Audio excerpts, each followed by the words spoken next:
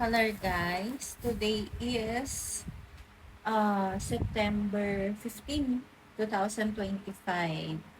Ayan, so Monday,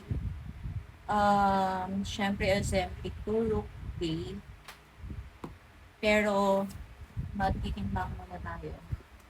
Check natin kung anong progress ng uh, first dose to 10th dose. Ngayon kasi pang 11th dose natin. Tignan natin. Pero dahil syempre galing ako sa labas, hindi natin sure. Ngayon kain pa rin tayo na bawal, pero controlled naman siya.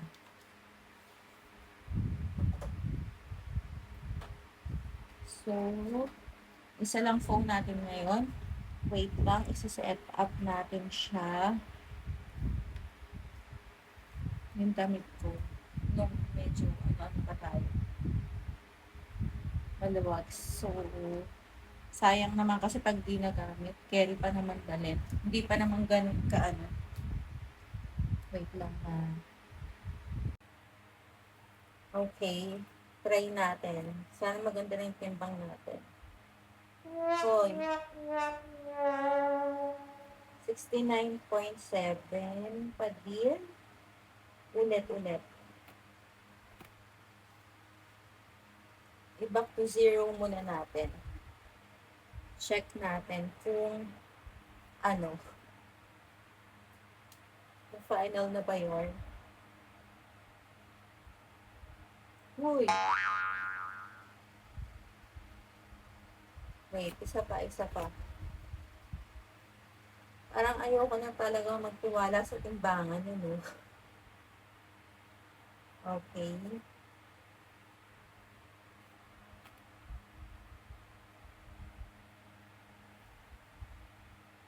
Wait lang. Ba't ganun? Sapa.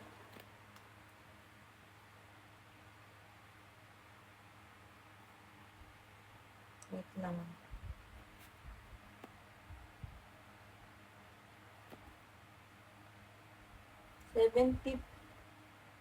Seventy. Makita naman siya ng 70.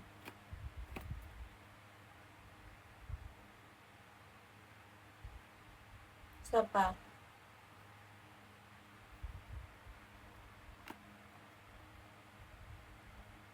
Wala, 70 talaga. Ayun nga. 70. 70 yung ating final na timbang. So, hindi maganda kasi nadagdagan. 69.7 na tayo nung nakaraan. Bakit nga ganon? Umakyat na naman yung timbang natin. Kasi, pagpasaway, hindi totaling sumusunod sa bawal.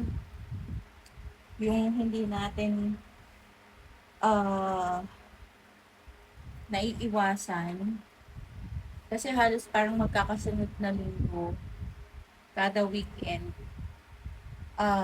nakakapag-cheat tayo. So, kanina, ang kinain kasi natin is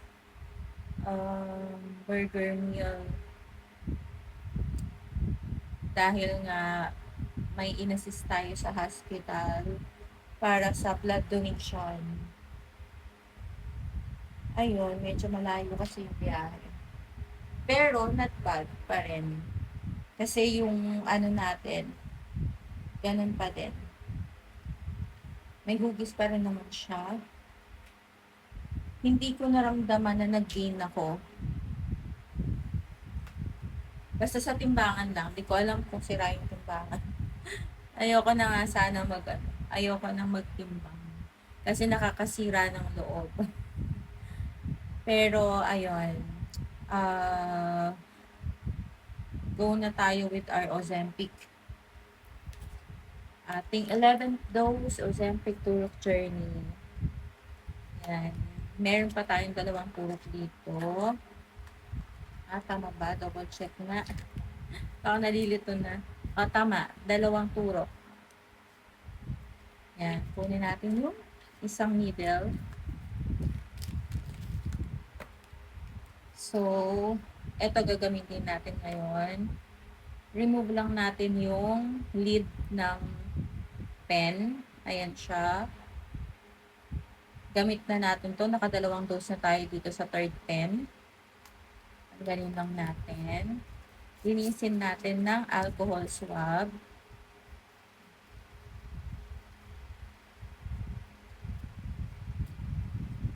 Lagay natin yung needle. Remove natin yung unang takip. Pangalawang takip. Remove. And here you go.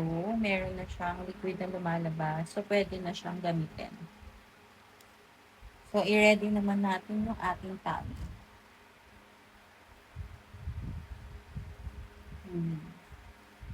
Hanap lang tayo ng hanap lang natin ng medyo mataba-taba. Linisin natin ng alcohol swab.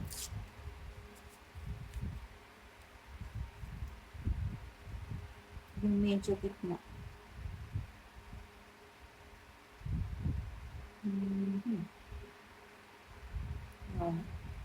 Iwas dun sa stretch mark. Okay, ready? Wait pala, sorry. Mamadali yan. Hindi pa pala siya set natin ng 0.25. Okay, 0.25 na siya. Ayan po. Okay. So, nalinis na natin yung area na yon. Ulitin ko lang. I-champo mo dun sa walang stretch mark. Inhale.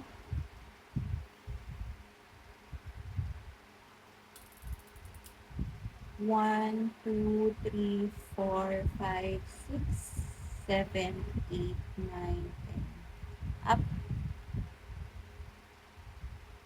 Okay.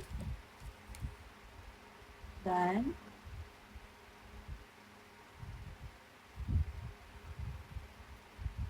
Ayun. Done na tayo sa ating 11th dose. Balik natin yung takip. Dalawang takip.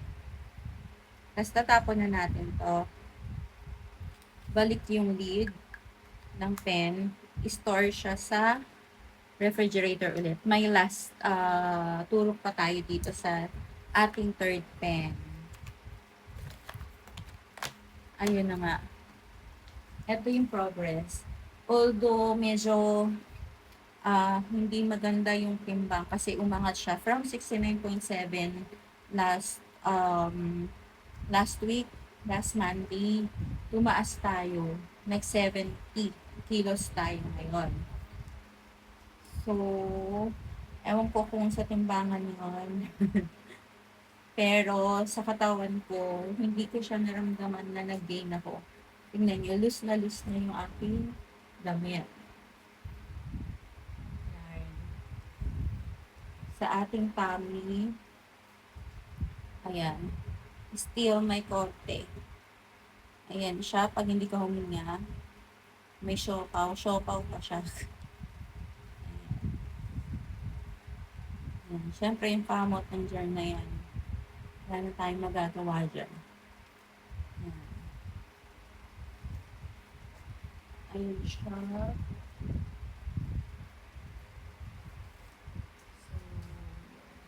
Hindi ko alam kung ma-appreciate nyo kasi nga loose yung ating damit, hindi ma-ano yung fit.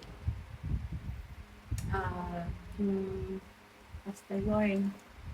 Ayun, basta sa mabilis na progress, ang advice ko lang, eat healthy. Iwasan yung mga bawal, mas mabilis yun, magpababa ng timbang, magpapayat.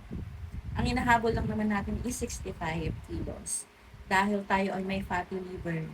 Okay guys, that's all for today. Thank you sa pagsama sa akin sa aking Ozempic Turk journey.